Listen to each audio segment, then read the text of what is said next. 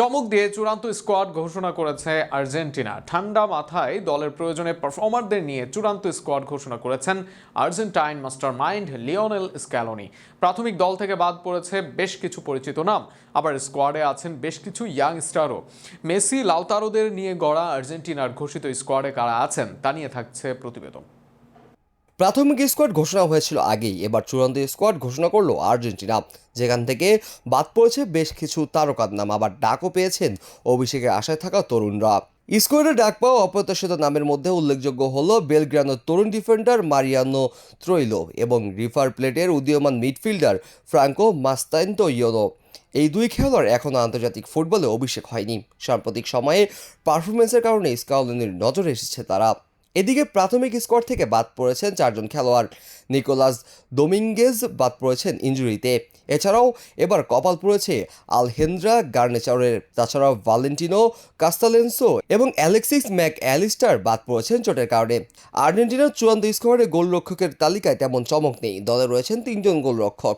Emi Martinez থাকবেন মূল গোলরক্ষক হিসেবে, যথারীতি ব্যাকআপ হিসেবে আছেন মার্শের এই জিনো রোমা রুলি এবং এর সাথে রয়েছেন পিএসভি অ্যান্ড হেভেনের ডিফেন্স সেন্টার ব্যাকে ক্রিশ্চিয়ানো রোমেরো, আটামেন্ডির আছেন যথারীতি। মার্শিয়ার বালের্দি ও লেন্সের মেদিনার আছেন বদলি খেলোয়াড় হিসাবে।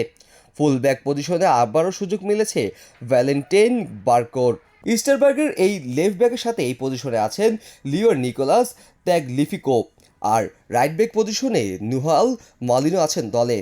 তার ব্যাকআপ হিসেবে যথারীতি আছেন জুয়ান ফোর্থ। তবে গানজেলো মাইন্টিল আকুনা নেই দলে। তাদের সাথে ইনজুরির কারণে সেন্টার ব্যাকে নেই লিসান্ড্রো মার্টিনেজ। মিডফিল্ডার চেলসির এনজো ফার্নান্দেস, অ্যাথলেটিকো মাদ্রিদের রদ্রিগো ডি পল আছেন। ব্যাকআপ হিসাবে পারদেস আছেন দলে।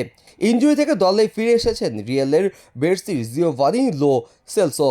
লেভারকুজেনের পালাসিও ধরে রেখেছেন দলের জায়গা।